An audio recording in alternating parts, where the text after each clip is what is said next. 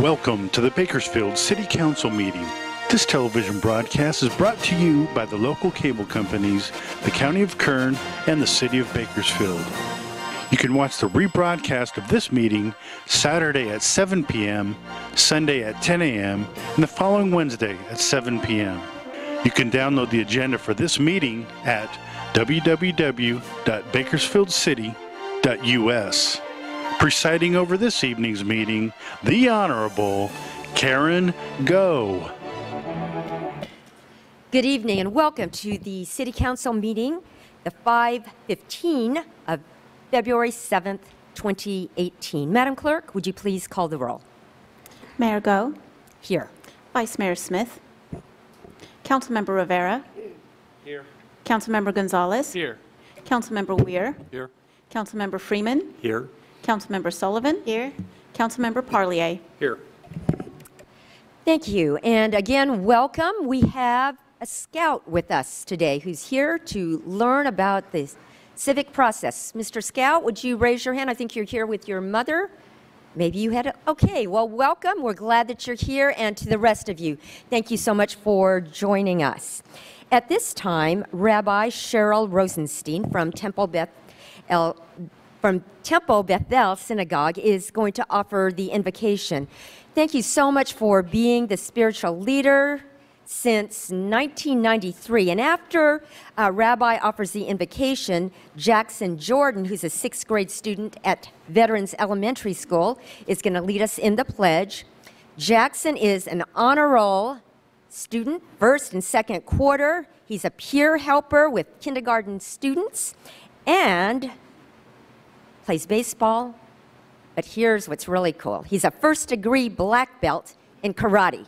So after Rabbi prays, you get to come up. Would you all please stand now? Thank you, Mayor, Council, and staff for this honor. Our sages taught there was once a king who had some delicate crystal goblets. The rulers said, "If I pour hot water into them, they will expand and burst. If I pour cold water into them, they will contract and shatter." So what did the king do? He mixed hot water with cold, poured the water into the cups, and they did not break. So it was with God. When it came time to create the world, God reflected, "If I create the world with the attribute of compassion alone, there will be an overflow of wrongful acts. No one will be afraid of punishment. But if I create the world with justice alone, how would the world endure? It would shatter from the harshness. So I will create it with both justice and compassion, and it will endure." In this week's reading from Hebrew Scripture, we are taught to pay special attention to the injustice that grows out of an imbalance of power between those who have and those who do not, between employers and employees, and lenders and debtors. These chapters focus on the precarious position of those who are powerless, the widow and orphan, the stranger, the woman seduced, and the animals among us, and the need to treat each with dignity. Reflecting on this teaching, we pray together. Heavenly Parent, Creator of the universe and of all beings, as we engage in the business of our fair city, we humbly seek your guidance. Help us to be mindful of the fact that, no matter what our station is in this life, each and every one of your children contains within them the reflection of your divinity. May the discussions tendered and the decisions rendered this evening and at every meeting of our council be made with the consciousness of the great responsibility they bear for uplifting and upholding the good interests, health, and well-being of all our city's residents. May their decisions be rendered justly and fairly, with no regard for the undue influence of money or property. Even as they fulfill your commandment to pursue justice, may the work of this council and the city staff be performed with the measured mercy you have for all your creations. May we all come to merit the blessings of our endless quest for justice and mercy, tranquility and peace. Amen.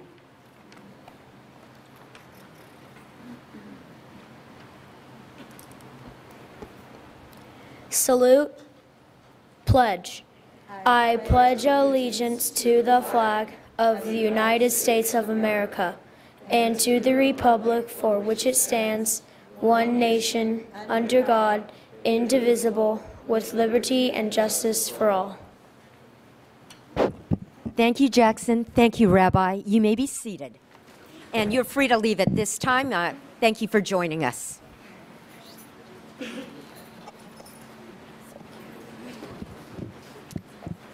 Officers, there are 3 vacant seats here. Here are a few guidelines to help our meeting run smoothly. We request that you turn off your phones. In keeping with council policy, council members aren't allowed to send or receive electronic communications during the meeting. We'd ask you to be courteous in the use of cameras and videos. Applause is allowed during the presentations portion of the meeting, but it isn't allowed at other times of the meeting. For safety reasons and as a courtesy to others, we don't allow signs in the council chambers. Thanks very much for your cooperation. Madam Clerk, would you please read the first item? Under presentations, we have a proclamation to David Womack, Kern County Senior Vice President and Area Manager for Kaiser Permanente, declaring Kaiser Permanente of Kern County Day on January 18, 2018. A staff memorandum was received regarding this item, clarifying that this proclamation honors Kaiser Permanente's 30th anniversary in Kern County, which was officially on January 18, 2018. Well, welcome. It is my joy to be here, to be thriving in this community. And thank you, Kaiser Permanente, for 30 years of emphasizing how we can thrive in our health, in our well-being, and in all aspects of our life. So it is my privilege to be able to issue this proclamation to our friends. Oops.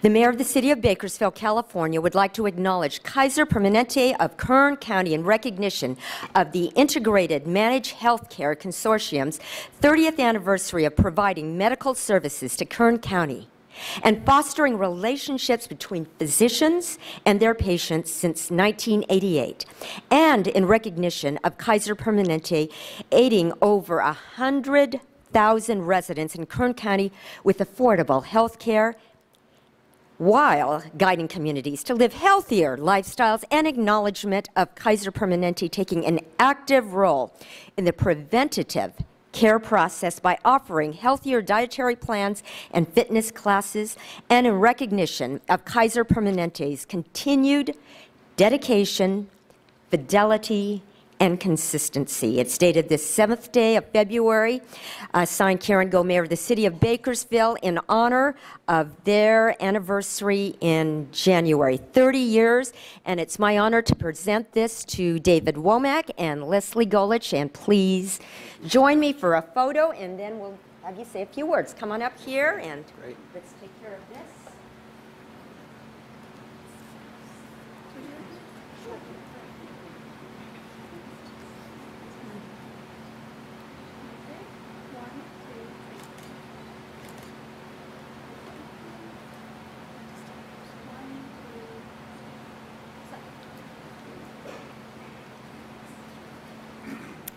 Mr. David Womack. Well, thank you, Mayor Go, for this honor. Council members, staff, and citizens of Bakersfield, it is our great honor in Kaiser Permanente to have served Kern County and Bakersfield specifically for the last 30 years. We began on January 18th, 1988 with 1 doctor, 1 nurse, 1 medical office assistant, and 1 insurance salesman. He was a darn good insurance salesman, because today we have 110,000 members that we serve, and there's 1,100 of us here that operate and live and raise our families in Kern County, and we're just pleased that we can be able to do that. You know, I reflect a little bit about our mission in Kaiser Permanente and the words the Rabbi just spoke about balance between justice and mercy. And we have balance in our mission statement, actually, which is to provide high-quality, affordable healthcare services. Those two things go hand in hand, high quality and affordable. The best quality of care in the world doesn't matter if you can't afford it. And the mission statement goes on to say, and improve the health of our members and the communities we serve. It's not just about our members, it's about the entire community. We are a not-for-profit organization, and we give back. We don't give money back to our shareholders, we give it back to our communities, and we're just as proud as we can be to do that. The city's been a great partner for us over the years, and we look forward to continuing to work with the city to make this community just as healthy as it can be. Thank you very much.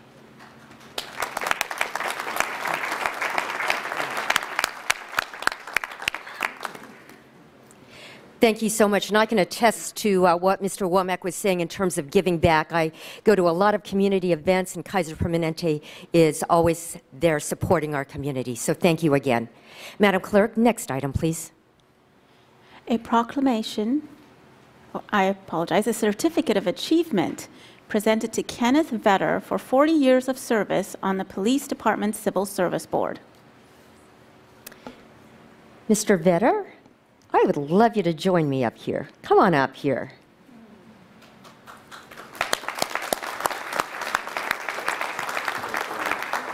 "40 years and a lot more of other service." You know, we have a lot of public servants here. This is the embodiment of public service. Someone who just gives and gives and gives back to his community. Can you imagine 40 years as a volunteer serving our community? But in addition, you also found time to do some other things. And I'm going to be reading about some of those. But a little hunting, fishing, and golfing, and little league coaching. Is it true 2 holes in 1? Is that true? Wow, that's pretty remarkable. But Mr. Vetter actually was here through 8 police chiefs. True dedication in all his service. So it is my honor. If you'd like, would you like your family to come up here as I read this? I don't think so. You don't think so? Oh, okay. He wants to do it alone. Certificate of appreciation presented to Kenneth Vetter in recognition of over 40 years of dedicated service to the city of Bakersfield as a council member and police commissioner, and your efforts to connect residents and law enforcement, and in recognition of your role as a California State Highway Commissioner and an upstanding business person, and in recognition of your continued commitment to the mentorship of young people, dated the 7th day of February, signed by Karen Go, Mayor of the City of Bakersfield. It is my honor, Mr. Vetter, to be able to present this certificate to you. Thank you so much for your service. Thank you, Karen. Hi, I'm Steve Anderson. I'm chairman of the Bakersfield Police Department Civil Service Commission. And I want to say a couple of words on behalf of the Civil Service Commissioner, Commissioner Payne, Commissioner Lucas, and myself. We've had the pleasure of serving with Ken, in my case, for 23 years on the commission. And Ken was there when I first came on board, and he was the one that showed me the ropes. His dedication, the honor that he has shown towards the job, the integrity that he has shown is something that I was so impressed with from the beginning, and certainly am to this day. 40 years of selfless service is incredible. Ken was there every meeting. I don't remember him missing any meetings, even if we had to change our meetings to accommodate his golf game. And anyone that has 2 holes in 1 is playing way too much golf. I would make that comment. But Ken, on behalf of the commission, we salute you, we miss you, and we wish you well. Thank you. Thank you, Steve. Thank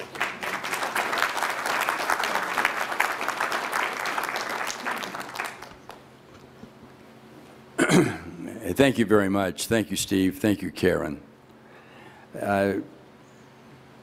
Just kind of hard to start here. I sent a letter to the council when I decided not to ask for reappointment, And in that note, which I'm sure all of you folks have read, I listed a number of the people, the department heads and such, that were so helpful to me personally and to the commission as a whole.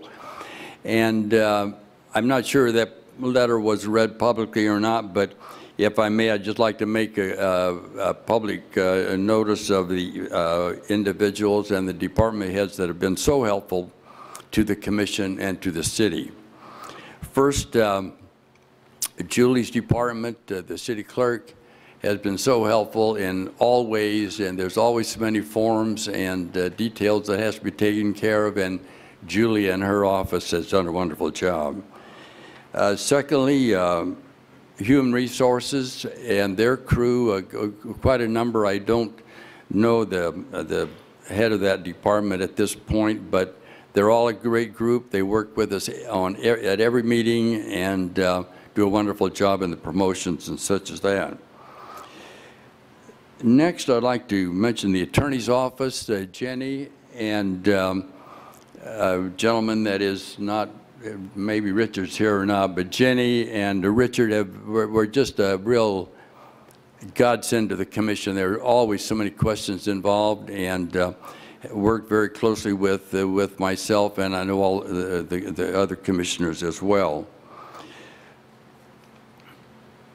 Of course, Alan's office is the overseer of all of us, and I've always appreciated the support that Alan has given the department. And lastly, the chief, I don't know whether Lyle's here or not this evening, but the chief and his staff were so helpful to the commission, and they gave us a lot of guidance and certainly continue to provide the city with wonderful police protection. In the chief's office, two special ladies that are a great help, are a great help to the commission, and again to me personally, was Vicki and Paula. And a little bit of history in that office. I was on the commission, as you know, quite some time ago. And a lady that was in there was the chief's secretary, and frankly kind of ran the office, and her name is Shirley Lucas. And Shirley is still with us, and I'd like to wish her well. And also mention that her son, Kelly Lucas, is now a member of the police commission and is taking my place.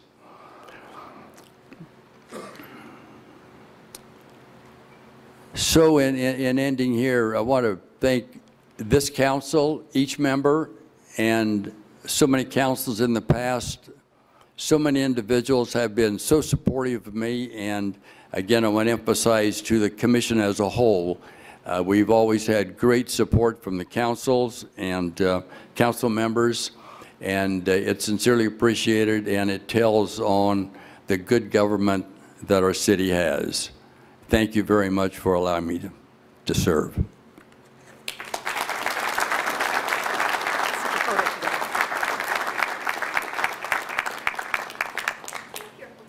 Okay. Bring your certificate. Okay. There we go. Here we go. Come on up here. Right here. You're in the middle.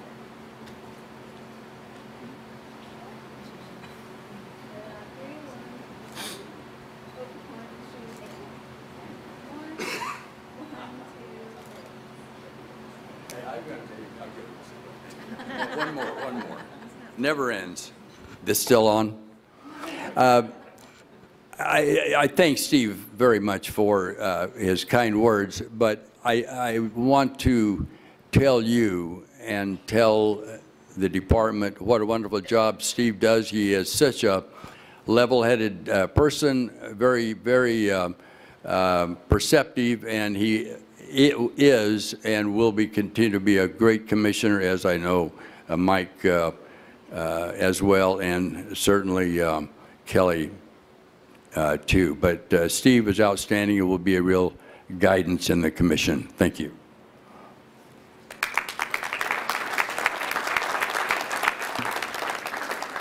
Thank you again for your dedicated service. Madam Clerk, next item, please.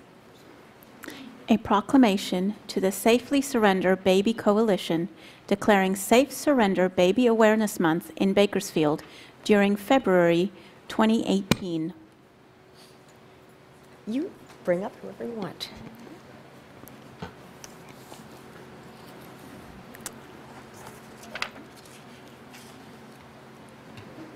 How do we value human life? 62 lives here because of your efforts. Thank you so much. It is my honor today to be here with Heidi Escudero Carter, and she's going to introduce those with her, but let me issue the proclamation first. The mayor of the city of Bakersfield, California, has officially proclaimed February 2018 as Safely Surrendered Baby Awareness Month in our city in recognition of the Safely Surrendered Baby Coalition to save unwanted babies from abandonment in unsafe places. In recognition of the partnership of government, nonprofit organizations, private businesses, and residents that are committed to providing places of sanctuary for these babies. In recognition of the need to heighten public awareness regarding this issue and the need to provide safe refuge for the innocent newborns involved, and in recognition of the 62 precious infants safely surrendered since the program's inception in Kern County in 2006. And it's signed Karen Go, Mayor of the City of Bakersfield. Thank you so much for all of your efforts in celebrating life, in preserving life, and in changing the futures of these children. Ms. Carter Escudero, go ahead and say a few words, and then we'll.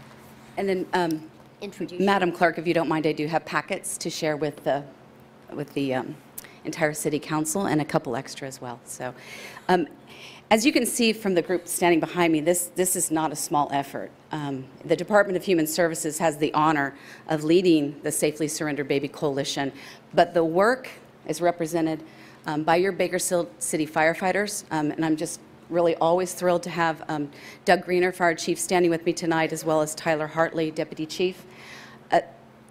Every fire station in Kern County, every fire station in the city of Bakersfield is an opportunity for a safe haven for a woman in crisis.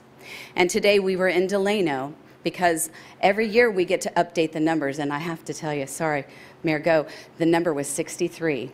Yes. Because one of our safe surrenders last year was a reclaimed infant. And so the statistics get a little tricky for us.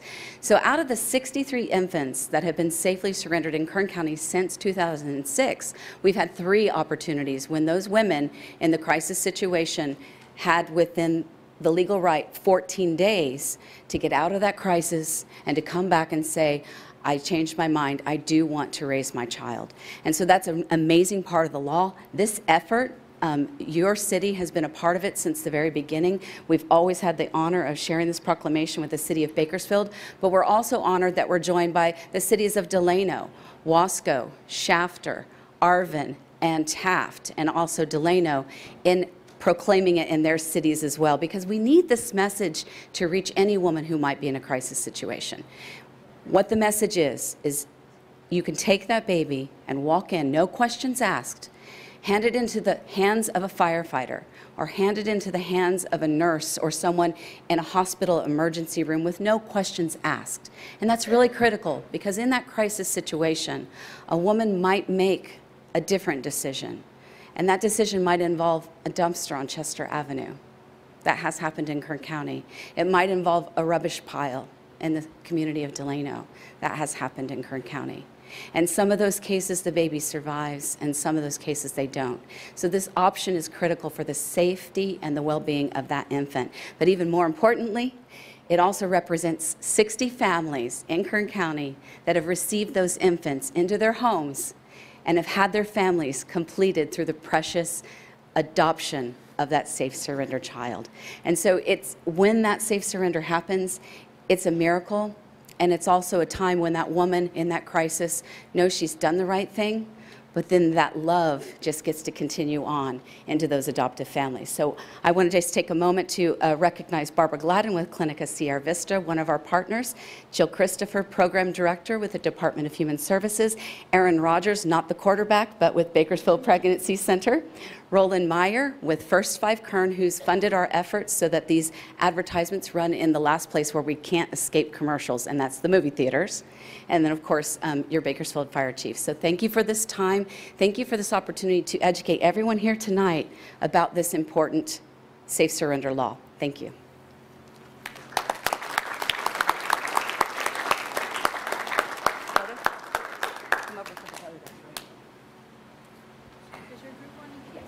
Sure, come on.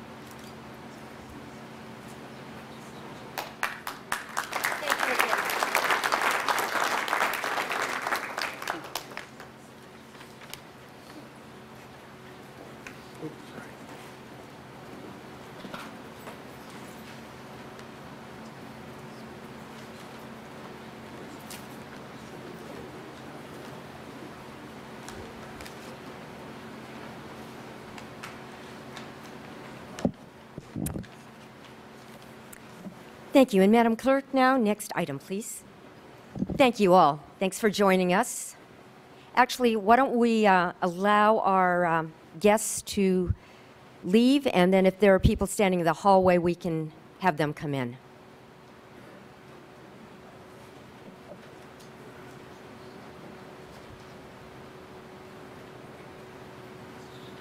So, officer, are there guests who would like to come in and join us?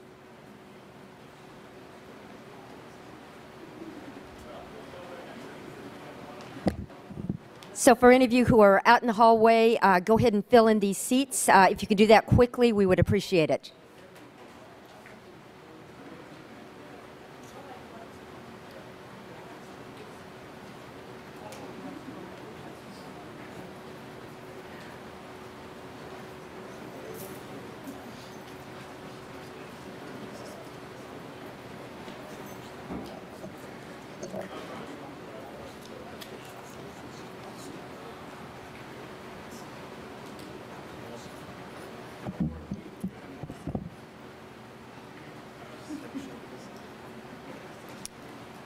Madam Clerk, go ahead and repeat the next item, please.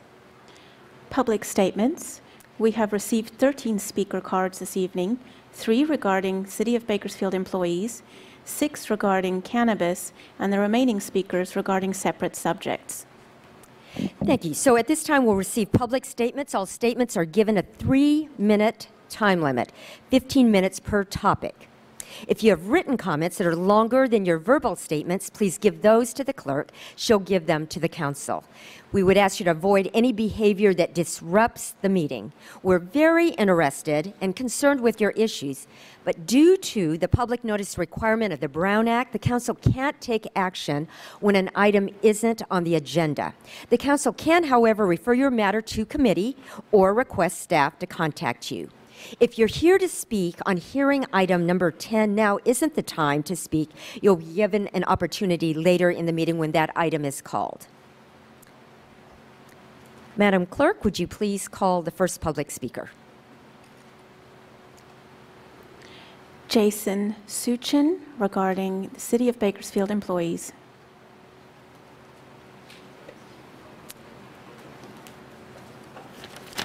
Welcome. Please introduce yourself and go ahead. Honorable Mayor and City Council, my name is Jason Suchin. I'm a motor sweeper operator for the City of Bakersfield. I've been employed by the City of Bakersfield for more than 17 years.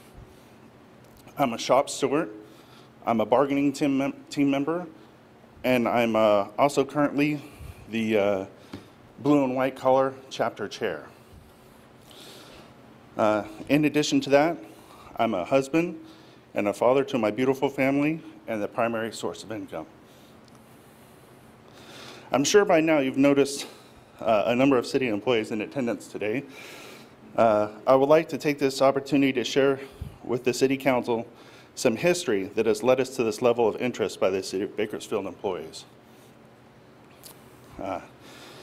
In July of 2008, we reached an agreement with the city for a 3-year contract. 4% for 2008 cost of living increase, 4% in January 1st of 2009, and 4% January 1st of 2010. In June or so of 2009, the city asked us to reopen our contract to give up our final 4% due January 1st of 2010 because of budget shortfalls from the recession to avoid layoffs. We decided instead of giving up our 4%, we would defer until January 1st of 2011. Again, the city came to us in 2010 and asked us to defer our 4%. We agreed to defer until July of 2011. The city came to us again in early 2011 to defer again, and we agreed to receive the first half, a total of 2% in July of 2011, and the second half, 2% in January of 2012. Since July of 2013, we have received no cost of living increases.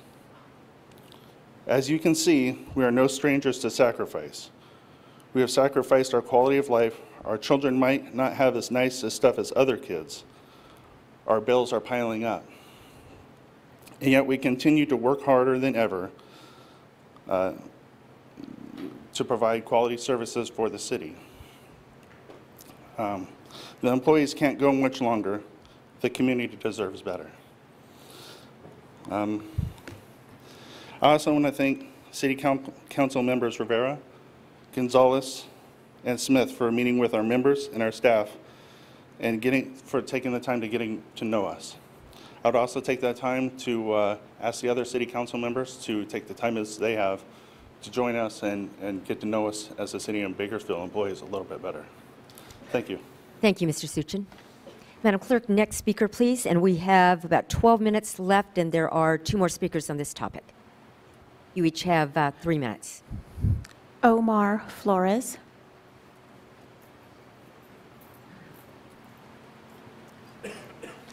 Welcome. Please introduce yourself.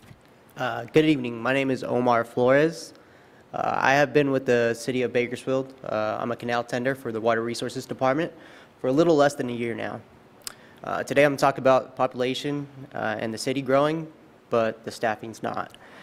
You see, every single person who lives in this city utilizes our services, whether they are driving our modern roads, taking their family to one of our beautiful green parks, or turning on their water faucet for a cool drink. Every human utilizes our services. As our city's population continues to grow, so does the need for more and more of our services. Every new car increases the maintenance needs for our roads. Every new resident adds volume of water that needs to be treated. As the population climbs, so does the need for the care of our parks. As the workers of this city, we don't mind carrying on this burden. After all, we are part of this community too. But if we continue to grow as a city and don't increase staffing, we fear that that weight of this burden may become too much for the current amount of workers to bear. You see, when people decide to pack up their life and move to this community, they do so expecting a certain level of public services. They move here for the affordable housing, for our centralized location, and our friendly population. The last thing that we need is a civil workforce who is understaffed to serve our growing population. Thank you. Thank you. Madam Clerk, next speaker, please. Walt Baker.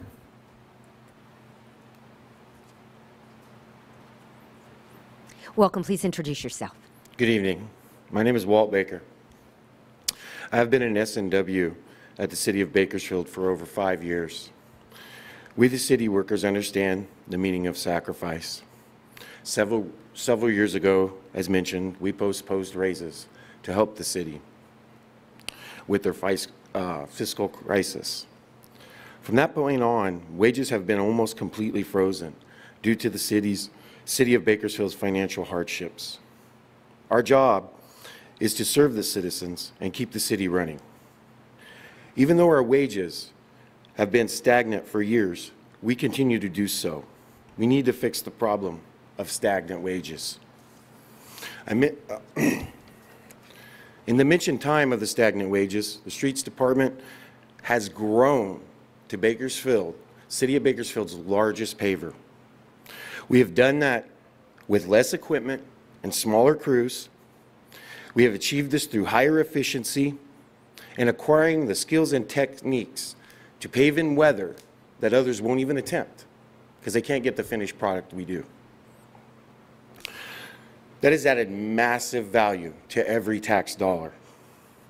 When we are working with HUD funds, bringing older parts of the city to a more modern standard, we stretch every dollar as far as we can with maximum abilities, getting as much done as possible, trying to get one more access ramp prepped for install to better serve the community and our fellow citizens with physical disabilities.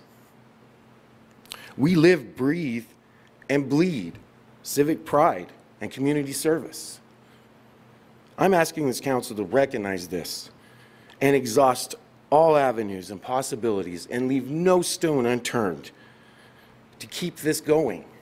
The stagnant wages are causing skills to be lost to increasing turnover rate, and it's eroding our civic pride. Thank you. Thank you, Mr. Baker.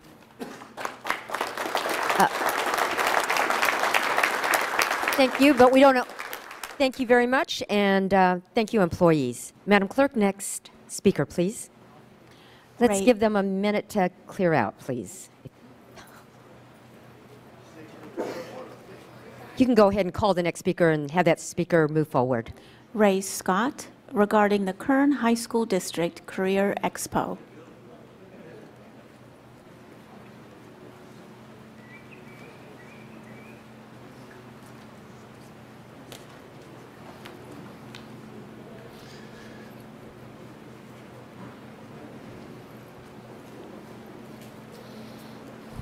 Mr. Scott, welcome. Please introduce yourself.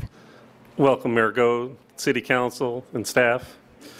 Ray Scott, Price Disposal, and also the CTE Advisory Chairman for the Kern High School District. This February 22nd, the Kern High School District, along with the Kern County Superintendent of Schools, is holding a career expo for all of our students focused on middle school and high school, giving the students the opportunity to see their career path for their chosen field that they want to go into. One of the things that I really enjoy about Bakersfield is being able to educate, engage, and encourage, whether it be employees, volunteers, or students. And this program is open and free to all students in Kern County, parents. In fact, a lot of the outside Kern County schools are busing their students in for this. Already, we have over 100 employers who are going to have booths there and handing out career paths for our students, so that way they have the advantage of gaining a better opportunity for themselves. I provided flyers for each of you with the information. Thank you. Thank you, Mr. Scott. Madam Clerk, next speaker, please. Matthew Stephen Gardner, regarding housing and homeless solutions, job and underemployment issues, and Sister City idea. Hello. Welcome. Please introduce yourself. My name's Matt Gardner, and I grew up here in Bakersfield, and I've been gone the last 2 years doing some research for a book that I'm writing, and the company I have is the Institute of Globalization for Economic Understanding.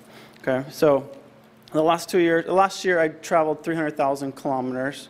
And then the last 2 months I didn't have a phone, or I didn't use a phone. I didn't have my phone turned on, so it could be more. But housing, Sister City, litter, all solutions. And these guys that just left, their problem is solved by just holding your savings in euros and then convert them back a year later, and they all would get their pay raise.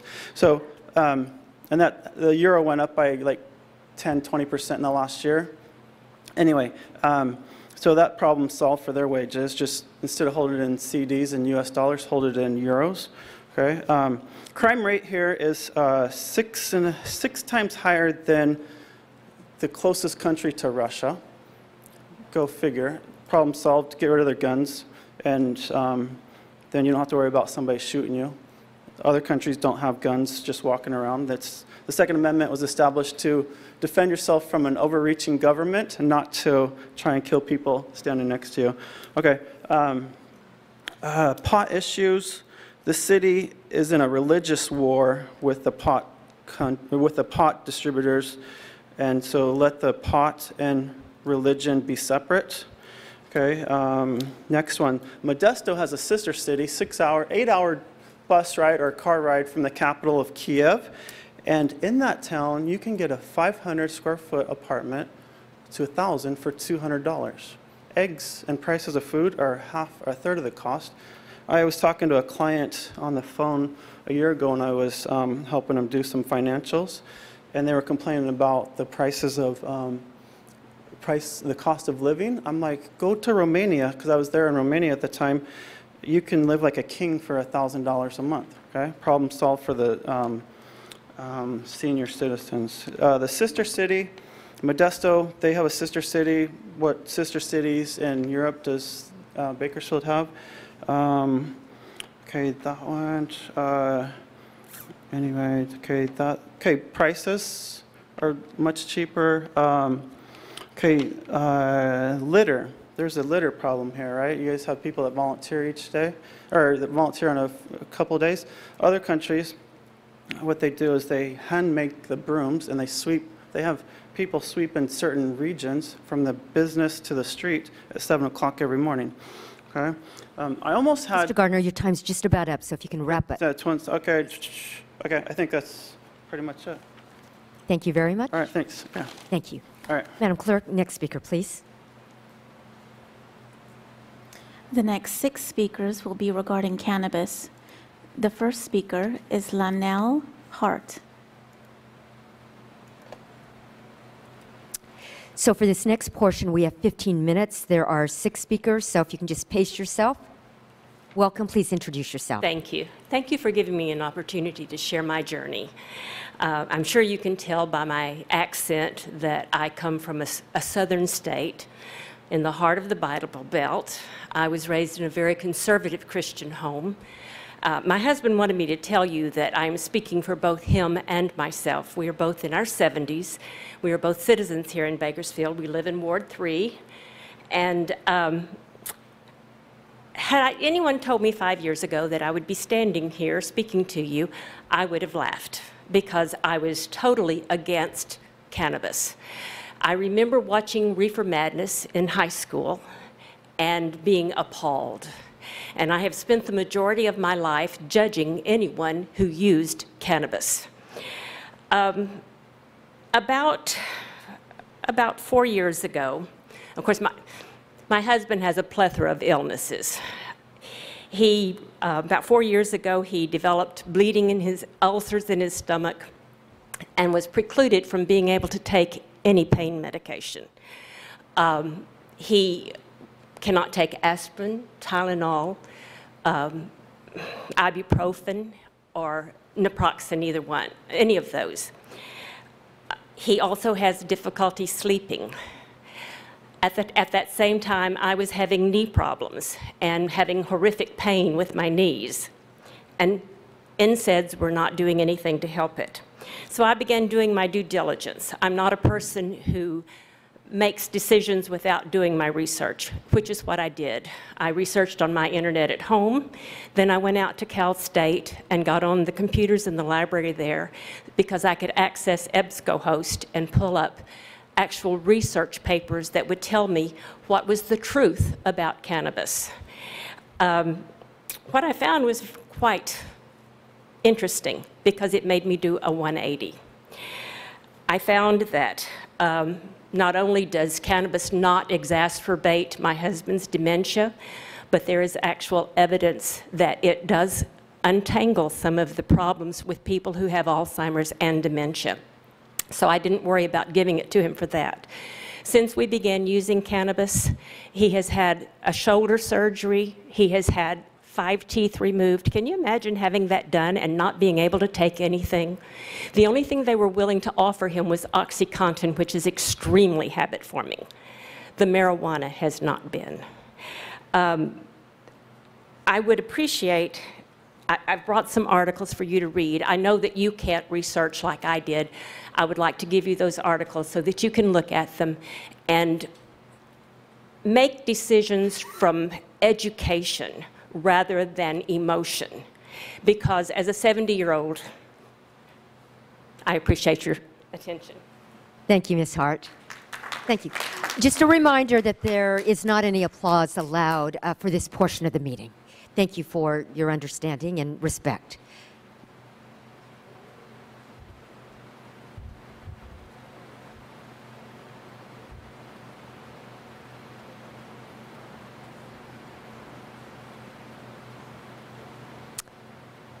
Madam Clerk, next speaker, please.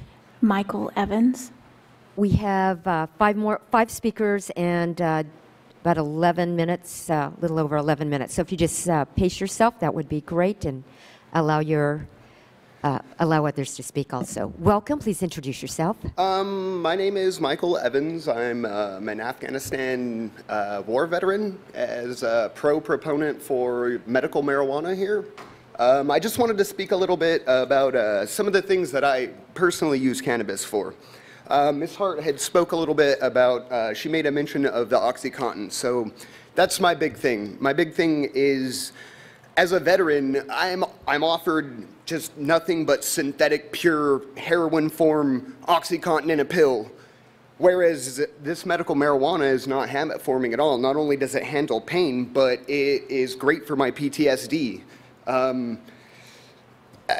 Other than that, I really don't have anything other than I really believe that veterans in Bakersfield, like myself, should have access, should have safe, legal access to medications of their choosing.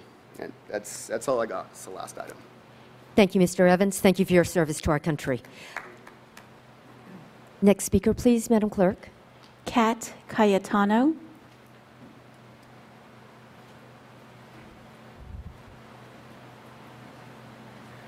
Welcome. Please introduce yourself. Good evening. My name is Marilene Cayetano. I am also a combat veteran of the United States Army. I am also the president of Weed for Warriors Bakersfield chapter. We provide safe access to cannabis as well as a safe space for veterans to communicate and just get out of isolation. I'm also currently a student at Bakersfield College. The only reason these things are possible for me is because of my medicinal use with cannabis. As my brother mentioned, I also get offered 8 pills to take a day. 8 pills. I weigh 100 pounds. My body cannot process that many medications. It actually has been proven in my medical files because my body has actually shut down from the medications. I've developed health problems. The side effects, they're not good. With cannabis, I don't have those side effects. I don't have withdrawals. I don't have none of that. I don't have to smoke it. I can ingest it. I can use topicals. There's many ways to medicate with this.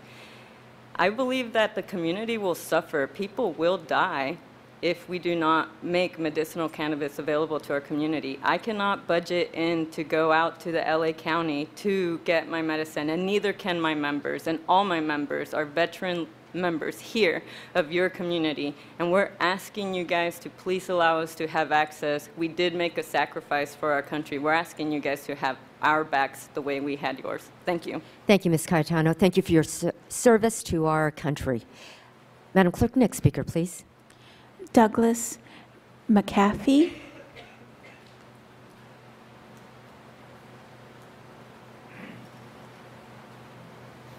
Welcome. Please introduce yourself. Good afternoon. My name is Douglas McAfee. I'm a longtime activist for cannabis. Since like 1991 here in Bakersfield, we've been really trying to educate the people. And I've always said that, you know, if the people will lead, our leaders will follow. And and today, there's so many people here that are my heroes that have really done a good job and to try to help the people, and they're our heroes, and they're leading the way. And a lot of people that I know of that are leading the way have been subjected to,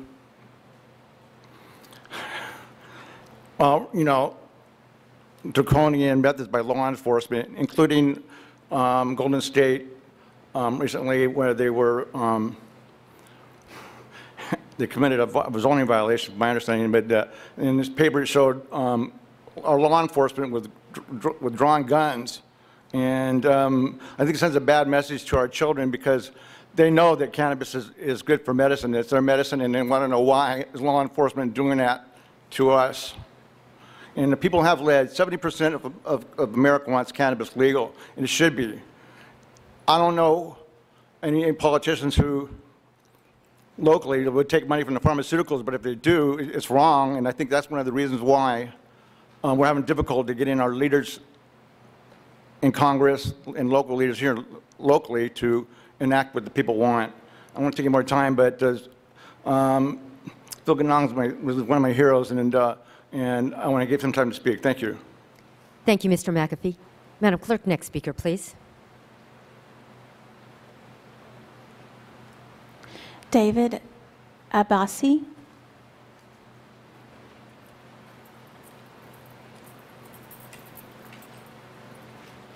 Welcome. Please introduce yourself. Good evening, City Council. My name is David Abbasi with the Central Valley Cannabis Association. I'm a native of Bakersfield, and I love my hometown. I believe the County of Kern and the City of Bakersfield created an unfair economic advantage for preferred marijuana businesses. We know about the medical marijuana ordinance Phil Ganong drafted with Richard Iger that would allow a few dispensaries to get state licensing. We know that it had been circulated by the City Council a few weeks ago without any public discussion, a violation of the Brown Act. We now know that the ballot initiative, known as the Jarvis-Epps Initiative, the medical marijuana regulations for the City of Bakersfield that I worked so very hard to qualify, was never meant to go to a vote. It was only for political cover. The fact that the city attorney demanded to co-draft the ordinance and the ballot measure is a violation of our constitutional rights to petition, in that it takes away the right to petition our government. I was part of KCPR and worked with Phil to qualify the ballot measure. I coordinated the signature gathering and paid tens of thousands of dollars to get the signatures needed.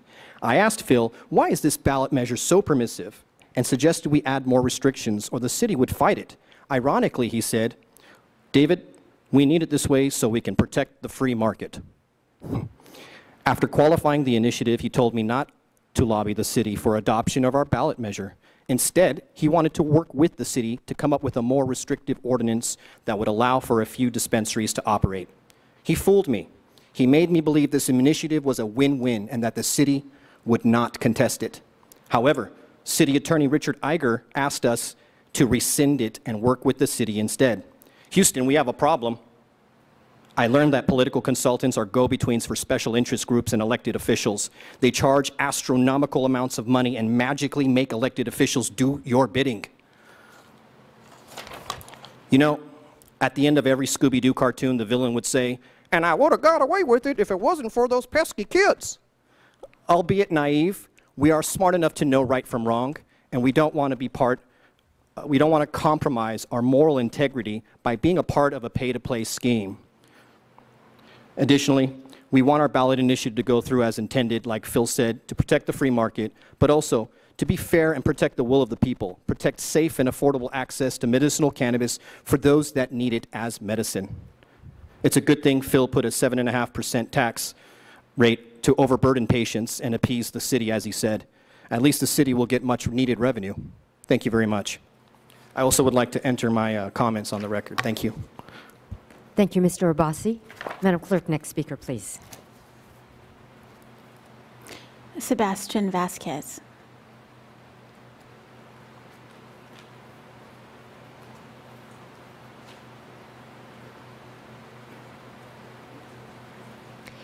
Welcome. Please introduce yourself. Hello, I'm Sebastian Vasquez. Hello, Mayor, Council, and staff. I'm here as a medical marijuana patient. Just not to point fingers or bicker. I'm just here to share my story. I was here last time, and it's really something hard for me to do, to come up here and talk about one of the hardest things you went through your life. You could basically say it was a nightmare, but medical marijuana saved my life, and till this day I still use it, and which is now a little bit harder to get since it's not really welcomed here in the city I was born and raised in.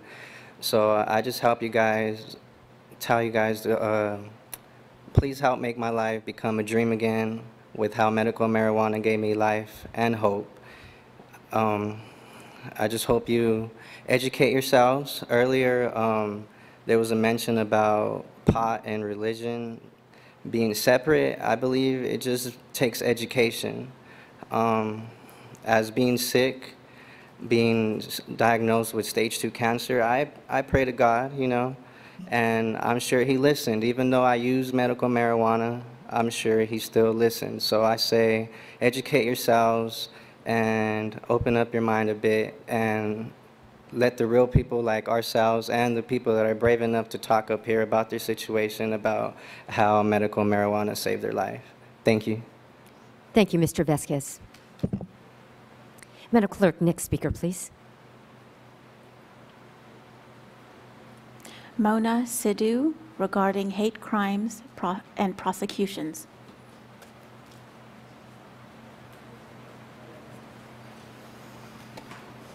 Good evening. Welcome. Please introduce yourself. My name is Mona Sidhu. It's been a few months since I was here on this topic, and I'd just like to update the City Council on the hate crime prosecution that the Kern County District Attorney's Office conducted about a year or so ago.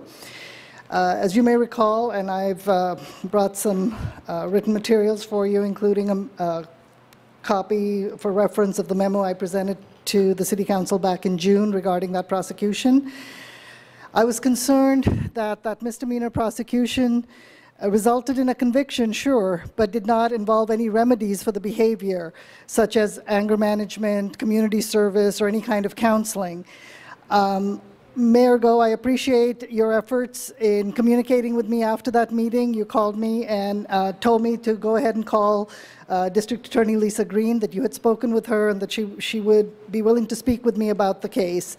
At that time, I asked you if you had spoken with her about the matter, and you said yes, and I had asked you what your opinion was about the resolution of the case at that time, and you said it was still too complicated.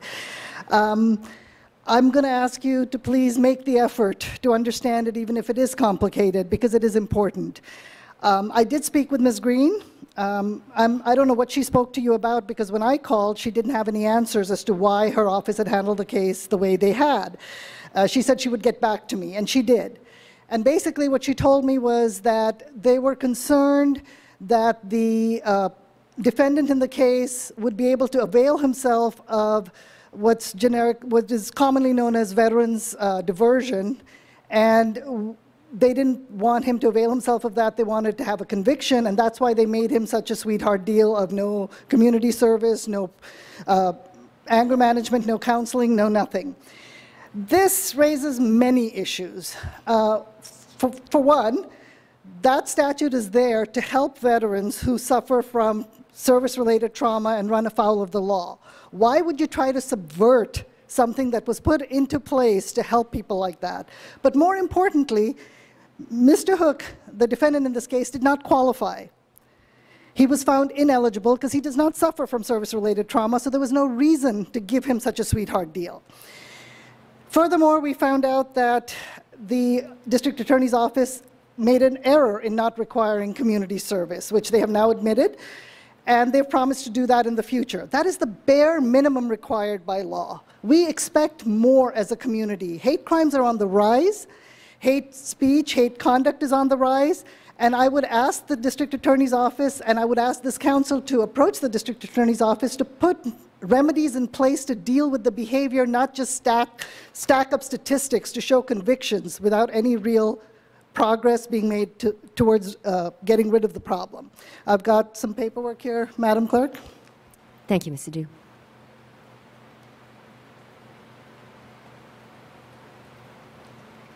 Madam Clerk, next speaker, please.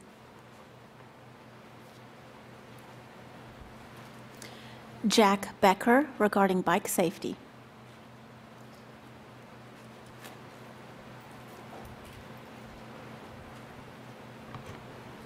Welcome. Please introduce yourself. Good evening, Honorable Mayor Go and City Council members. My name is Jack Becker. I am the Director of Bike Bakersfield, and I am here to encourage you and the city to continue to make our streets safer for bicyclists, pedestrians, and drivers of motor vehicles. The bicycling community truly appreciates the improvements that have been made, designating spaces for bicyclists on our roadways, and by making bike lanes and bike routes, and continuing to expand and maintain the Kern River Parkway. We use these routes daily for transportation to school, work, and to visit our local businesses. I'm glad the city is taking steps to improve the conditions of our roadways by looking at why and how crashes happen. In our community, we often hear that members do not feel safe or comfortable riding on our city streets. It is unfortunate that they are fearful and are prevented from riding their bike on the streets because they're fearful of being hit by a car.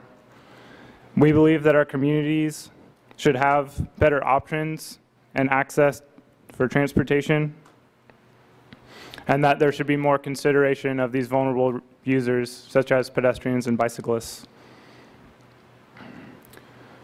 In cities across the United States and in California, there have been programs implemented along the lines of Vision Zero, which address the systematic issues that are also prevalent in our community. Please continue the work that you have started to make our community safer for all pedestrians, bicyclists, and drivers of vehicles. Thank you. Thank you, Mr. Becker. Councilmember Weir. Thank you, Mayor Go. We've had a lot of comments tonight about marijuana, and it seems that the prevailing opinion is there is no access to medical marijuana. So I'd like staff to respond to that. Is there still access to medical marijuana, number one? And number two, for a person that maybe has physical limitations, can't get out and about very well, is there opportunity for that person to still obtain the medical marijuana that they need?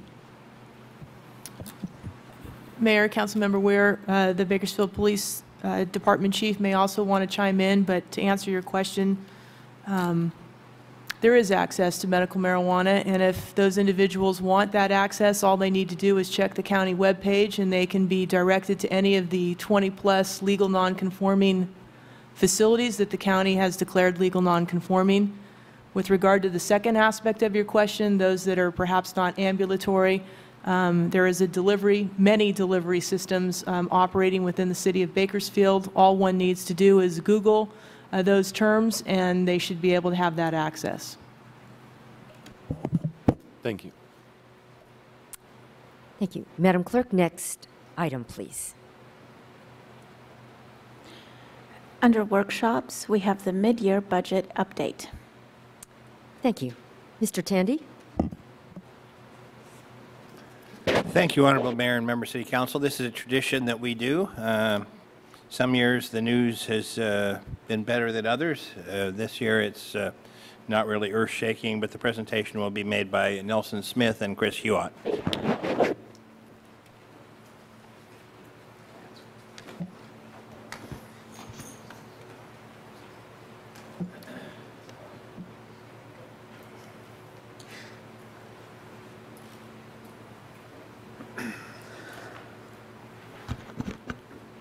Good evening, Honorable Mayor, City Council members, Chris Hewitt, City Manager's Office. Tonight we're going to be presenting you with the mid-year budget update, as Mr. Tandy mentioned. I'm going to go through the first few slides, and then I'll turn it over to Mr. Smith to get through some of the detailed numbers. What this presentation is intending to do is provide you with an update on general fund revenues and expenditures approximately 6 months into the fiscal year. I'm going to look at some projections that we made and how they compare to our actuals to see how we're doing. We're going to discuss some notable operational conditions that have evolved since the budget was adopted. And finally, there will be a list of proposed changes that we're going to be covering and recommending to you this evening. So with that, we'll go into discussing revenues first. The fiscal year 16-17 audited financial statements were completed just a few months ago. And during that time, what they show is that department savings or year-end fund balance ended up about $3 million higher than what was projected when the budget was adopted. A lot of that has to do with budgeted full-time positions throughout the city that are vacant for a period of the fiscal year, and so those savings accrue, and then we get to the year end, and those savings then accumulate into the year-end budget, or the year-end balance, excuse me. On the property tax side, for the current year, our receipts are tracking within the budget projection of a 5% increase, so that is good news. The growth of secured property tax revenues is relatively stable over the past several years, and Mr. Smith will highlight some ongoing trends with property tax in just a moment. In regards to sales tax, as we've had some discussions in previous meetings, sales tax over the last several years has been volatile. Unfortunately, most of the trends we've seen in sales tax have been negative over the last several quarters. When we adopted the budget back in June, the historical trending showed that there wasn't really any growth for sales tax on the horizon due to several factors. The energy sector we've talked about quite a bit, and the downturn we've seen there. We've also seen some non-energy related job losses and projections for layoffs in the community. And we continue to see a slow but steady increase in online sales, which when online sales transactions, when there is tax remitted, that results in about a 50% reduction in tax revenue for those purchases. What's changed since the budget was adopted? The most recent quarterly sales tax data that we have available, in terms of the dollar amount, was more normal than what we had experienced over the last several quarters, which is good news. But absent that most recent quarter, which was more normal, we would see continued negative trending. So again, it's good recent news, but we don't think that one quarter establishes a trend, and it does not alleviate the challenges that we've outlined in several presentations regarding the city's fiscal outlook. Again, we don't believe there's enough time that's elapsed to suggest that that growth that we saw in the last quarter is sustainable or reliable just yet. So at this point, I'm going to turn it over to Mr. Smith, who's going to walk through some numbers with you real quick, both on the revenues and expenditure side, and then I'll come back to discuss some proposed changes. Thank you, Chris. Nelson Smith, Finance Director. This first slide shows our current secured tax revenues for the general fund. It shows a 5-year history, which is the green line. The projections for this year, so we ended last year at $39 million. We're projecting this year's current secured taxes to come at approximately $41.4 million, and are looking for a continued growth in this area going into the next fiscal year. This slide shows our sales tax revenues. As you can see, the last few years have been flat and then declining. Quite a drop between 15-16 of that $70 million number and the actual results of $65 million for the 16-17 fiscal year. But the $65 million was a little bit better than we had projected when we did the budget about a year ago. So this current year's budget is set at $63.7 million. Actual revenues last year were $65.3. We're looking at if you draw a line from that $65 million to the $67.3, that's an estimated 3% growth over last year's actuals. So we're hoping to end this year with the $67 million in sales tax, which will help us in balancing next year's budget. Here's some other general fund revenues. The first column is the annual budget figure. The second column are the actual receipts through December 31st. And the third column is the percent of budget collected for that first 6 months. We've talked about the current secured revenues. They're trending well. The current unsecured revenues are received by the county in September, October of each year, so that's, we're at 97%. We're not expecting a lot more money the rest of the year because it comes at one point in time each fiscal year. The VLF and lieu revenues are right on target halfway through the year. Sales tax, as you know, it gets reported about 3 months late, and so that 40% collection through the first 6 months is really, it's not a bad trend. It's actually slightly positive, but it's just not a linear thing that follows the fiscal year budget exactly. Franchise fees are not normally collected until April of each year. That's why it's a very small number right now. And then business taxes are collected predominantly in July and August of each year. And so that's, again, money will trickle in throughout the rest of the year, but that's the bulk of the revenues we'll receive for this year. License and permits are slightly below a 6-month number, but not too bad off. Intergovernmental revenue accounts are actually federal and state grant revenues. They're nonlinear in general, and so you wouldn't expect to see a straight trend line after a 6-month period.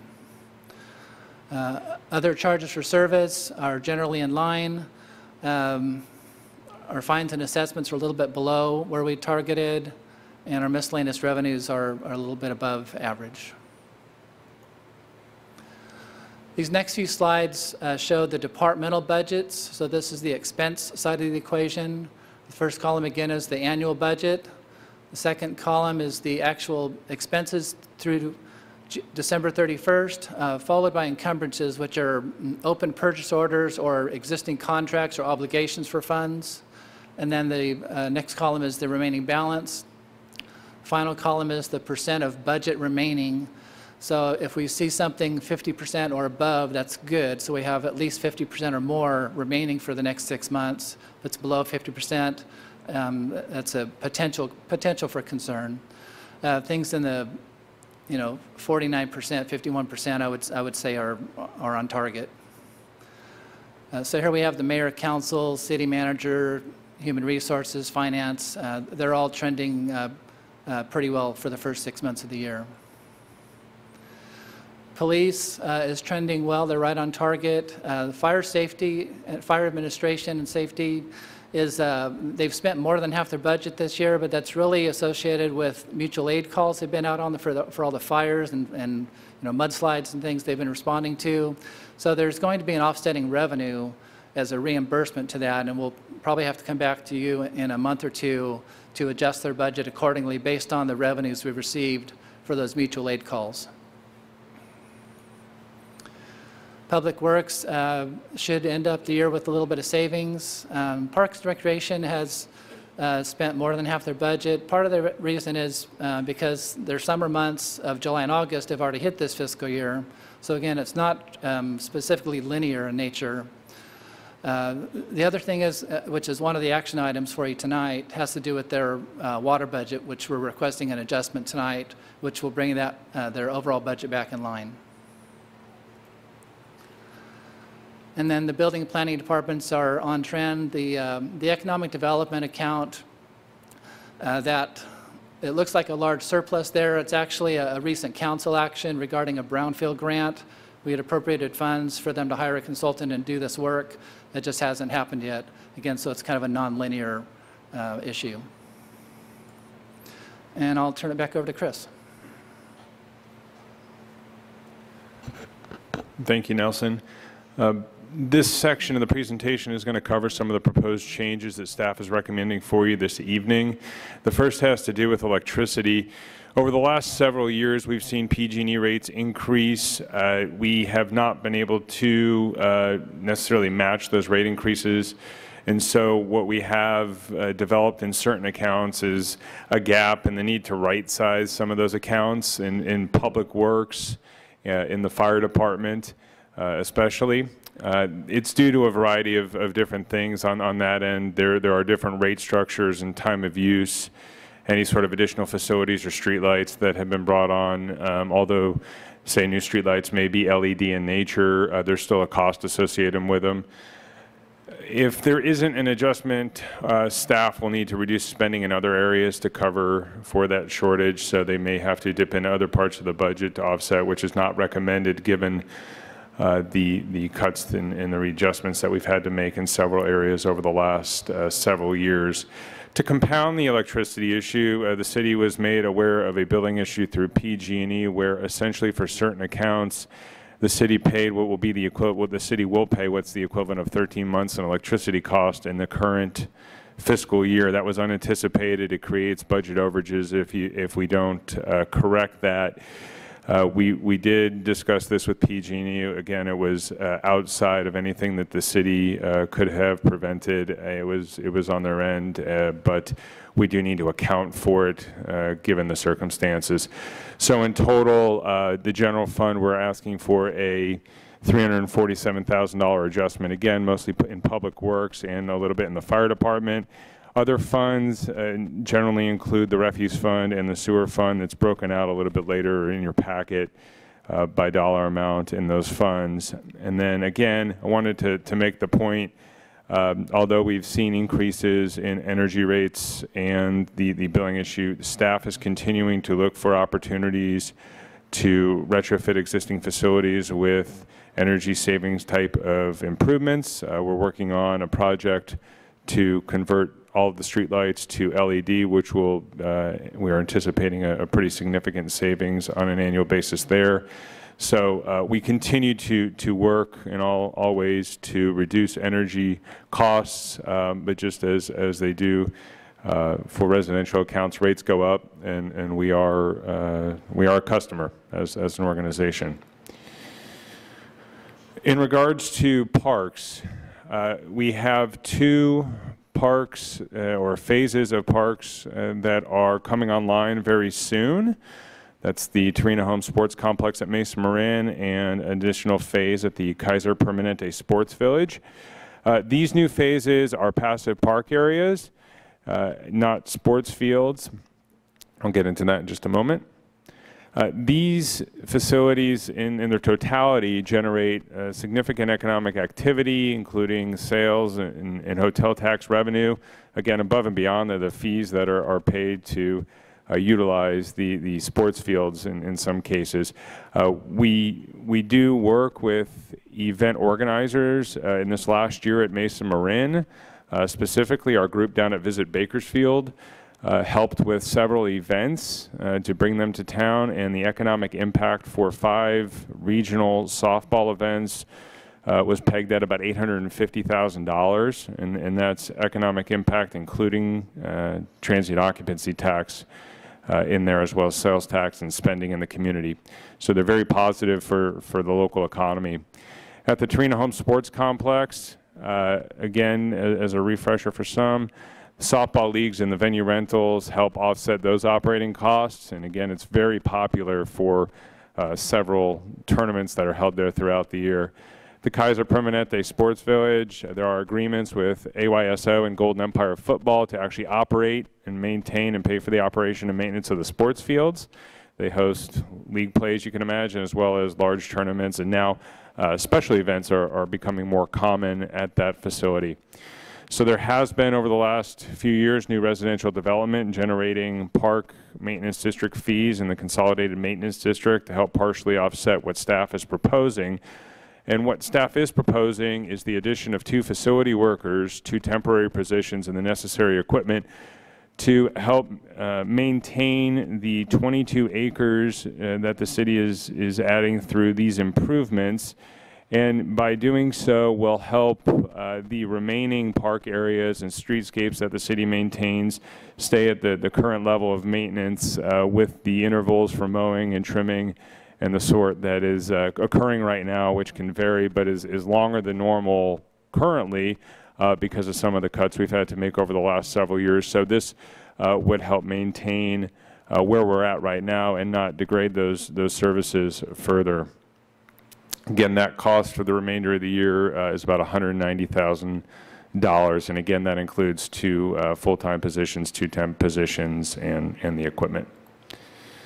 In addition, as Nelson mentioned in the Parks Division, in the prior year budgets, because of drought restrictions and the drought, we've had to go through and made some cuts to the water budget in the Parks Division. In the last 12 months or so, those drought restrictions have been partially lifted. There have been new conservation targets that have been amended and rules by the state that have been amended that have allowed a slightly more water usage to maintain and not lose any more trees and vegetation in the streetscapes and the parks. Have opened the spray parks last year for the first time in several years, and just in October, earlier or late last year, excuse me, the water rates were increased in the city domestic water area by about 16% due to the TCP mandates.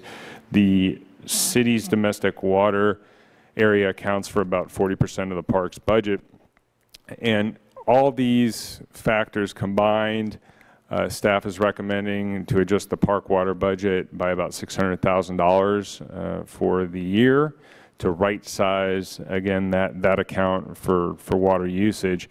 And I did want to note up here that this does not account for any future increase from Cal Water that may come down the line in the future due to work that they've had to incur in regards to TCP as well. So I wanted to make that clear that there may be a further adjustment as we move in the future and get better clarity on what may occur there. So with that, I'm not going to go through each one of these, but I did want to outline the exhibit in your packet, requests several different action items. These are the technical action items that staff is asking for to appropriate funding in the various funds for these items. We do recommend each one. We do believe they're needed at this time, and staff is available for questions. Thank you, Mr. Hewitt. Thank you, Mr. Smith. Councilmember Rivera. Thank you, Mayor. Thank you both. One question, and unless I'm missing it, tell me where to find it. I like these percentages that we're assigning to, one, what we've collected, and then where individual departments are with respect to their budget. Is there something that might also, if we pulled up, or if we were looking at your recommendations now, we're transferring, in some instances, dollars out of the general fund balance for specific purposes. Is there something that, or can we attribute a percentage spent of the general fund so far as well? Is that a number, if we couldn't provide it this evening, I'd be curious to see where we are then with respect to the general fund as well. Mayor What's Go, the total picture? Sure, Mayor Go, Councilmember Vera. It isn't on the slide, but if you look at the sum total of all general fund expenses, it's almost exactly 50%. Okay. Okay. So I guess that's a positive thing as well. And I apologize if I missed this. So I'm reading the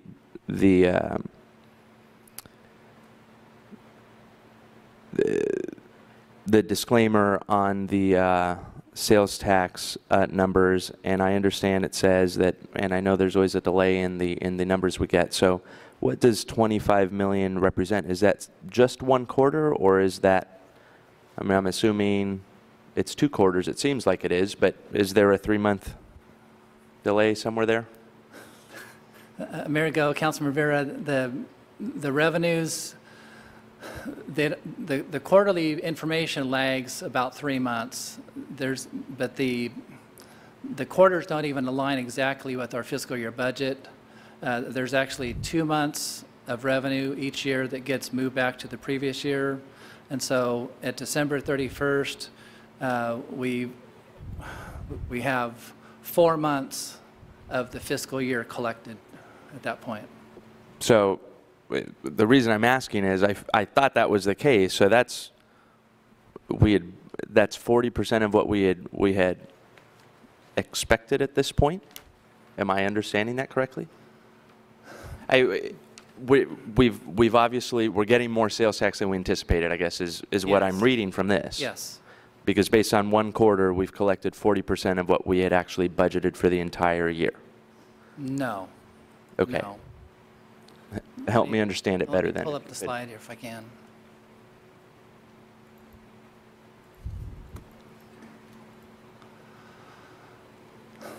So our budget estimate for this fiscal year is the red line, the $63,708,000. Okay. We ended last fiscal year at $65.3 million. So based on the most recent information we have available, we're currently projecting to reach $67.3 million of revenue for this fiscal year. And then the numbers collected to date are $25.6 million. So, okay, so we've collected 25.6. We're expecting to get to 67.3. So it's about 40% of the way there. Okay, but what does the 25 million represent then? If there is a 3-month delay, is that only representative of 1 quarter? 1 quarter plus 1 month. Plus 1 month. Okay. We receive monthly estimates of sales tax. Every 3 months, we get a makeup payment, either positive or negative, based on actual results for the quarter that's being reported. Okay. Does the 25 million represent the estimates then, or no? Is that just out of this number altogether right now? It represents 3 actual quarters plus the makeup plus 1 estimate. Okay. I don't know if I'm still entirely clear on that, but okay. The grant you mentioned for that brownfield, where is the brownfield? I was just curious. I'll defer to Ms. Kitchen on that. Councilmember Rivera, through the mayor, it's a grant that we applied for through the federal government to hire a consulting firm to look at various properties throughout the city to see where there could be potential brownfield cleanup properties, and they would provide an inventory of those to us. Okay. So it's not for any actual work or anything like that. It's just to identify. It's locating those that would qualify for further grant opportunities for cleanup. Okay. All right. One other question, and maybe we don't have the answer this evening. Is there something that might also? So we've talked about dollars. I'm curious what those dollars represent staff-wise at each of the individual departments you've itemized. So is there something that might also indicate to us whether or not we've seen growth at what growth has looked like at the police department, what growth has looked like at the fire department, public works, parks, et cetera, et cetera, et cetera? You don't have to answer the question now. We can. Sorry to interrupt, Chris. When the council adopts the budget, it has a position complement, which is the maximum we can hire to. We are hiring, to the best of our abilities, to that complement, although we are incurring some problems in filling a variety of positions in different departments. So in actuality, while we intend to fill up to that level, we're a bit below it. Tonight, you had some actions to amend the budget to incorporate some more parks maintenance workers into that maximum number of employees, which is the only way that that can be done for full-time permanent employees. Okay. Could you, and again, if it's something you can supply to us later, could you give, and I don't know, I'm assuming my colleagues are interested, what that unfilled complement and balance is for everyone else? Surely, although it changes daily, but we can give you some averages or a snapshot of a given day. Okay. Let's say a snapshot at mid-year. Where are we at? Because I'm assuming those unfilled positions are still reflected in the budget allocations I'm seeing here right now. So I guess I just want to know what if there's additional wiggle room within each of those departments at mid-year, what does that look like? Councilmember Rivera, when there are positions vacated, typically there is an increment of unspent money that rolls as cash into the next fiscal year to help us balance our budget for the upcoming fiscal year. We do not at mid-year say, oh gee, we have saved $700,000, let's go out and spend it. We keep it in the bank for the next fiscal year's adoption of budget by City Council, and it will show us a line item as cash carryover. Okay, I'm not suggesting we spend it. I just want to know what the numbers are. Okay, thank you. Councilmember Parlier. Thank you, Mayor. Thanks, Chris. With our electrical costs continuing to increase, and I know we talked about this before, that we take another look at parking lot solar. I was at an event at Stockdale Country Club. They're putting it in there. Most of the school districts around town have included parking lot solar along with the adjacent bank, so I know there's varying sizes of the footprint. I know the application doesn't necessarily fit everywhere, but if we take another look at that, maybe help with our costs. Thank you.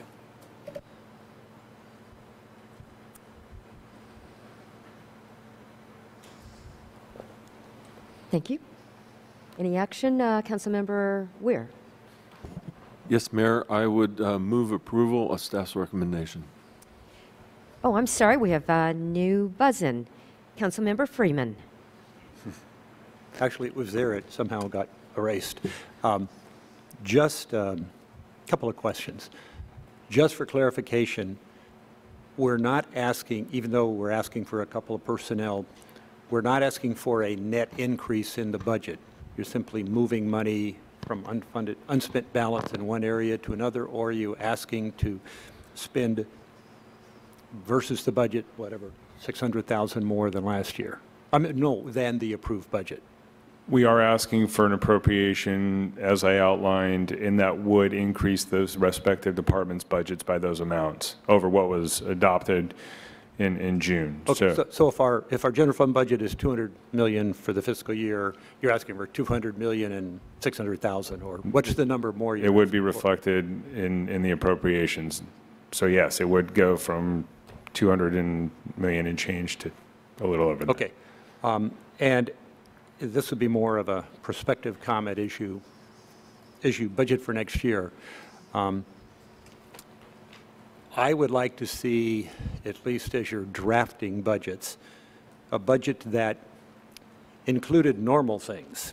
I'd like to see normal cost of living in the gross budget before it's edited and made to balance, but what would it be if we gave our employees normal cost of living increases, that we did replace essential positions?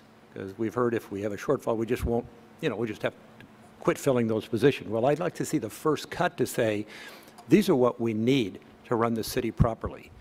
And if we keep adding parks and we keep adding facilities and people, we might have to have a few more people to maintain those parks. The same people can't take on another 100 acres every year and maintain it. I mean, you can do that for a year or two, but you can't just keep doing that forever.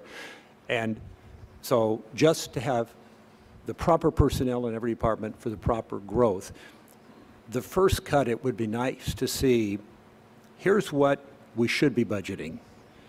And, here's our anticipated revenues, and if there is a shortfall, then we'll know that's what we have to cut or find additional revenue for. But it'd be nice to know that's, to me, the true shortage for running the city properly. And we don't really see that because you guys go in and do the best job you can. We only got so much revenues. We just magically cut here. We won't hire any people here. There'll be no mayors, and somehow we'll balance it.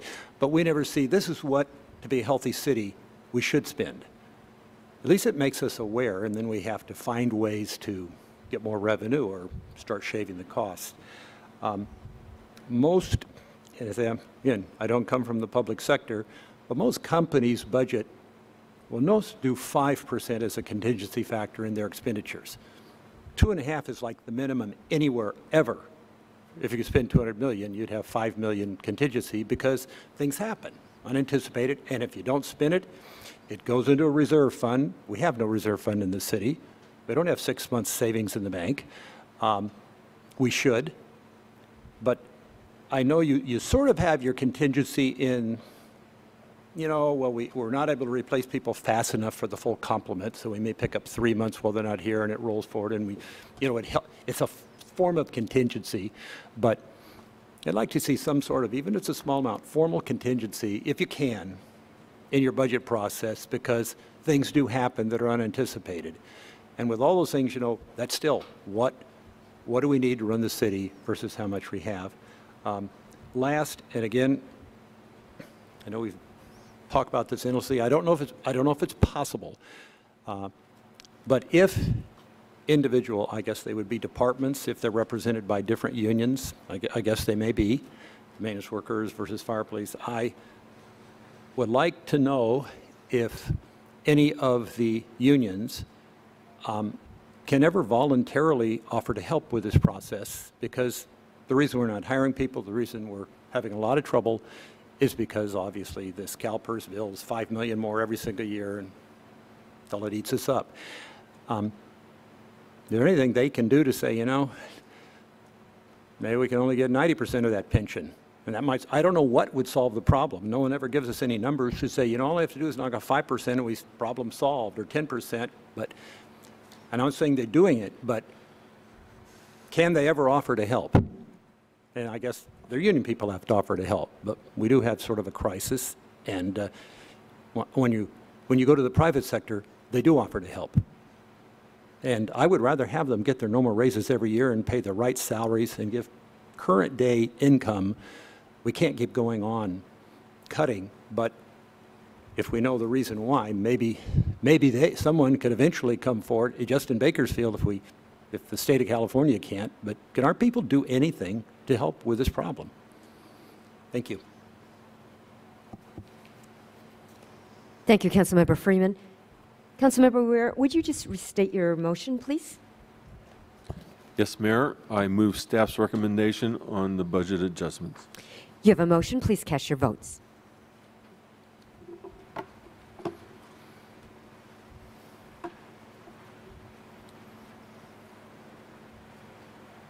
Motion is unanimously approved.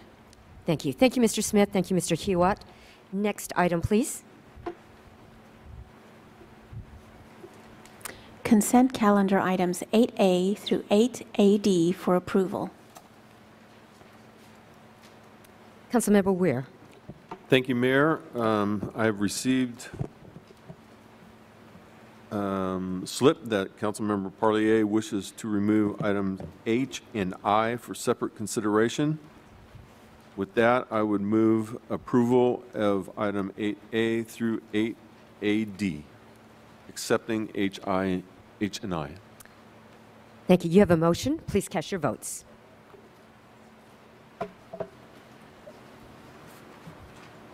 Motion is approved.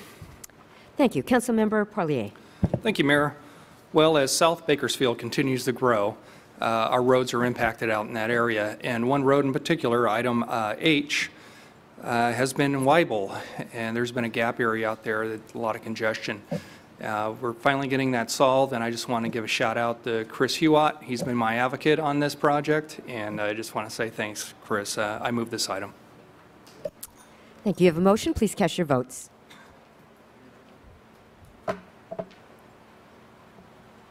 Motion is approved. Thank you. And then item 8I, Councilmember Parlier. Thank you, Mayor. This is on the shot spotter effectiveness evaluation. I asked staff as that information rolls in that the Safe Neighborhoods and Community Relations Committee gets a periodic update on that information. Thank you. I move this item. You have a motion. Please cast your votes. Motion is approved. Thank you. Next item, please.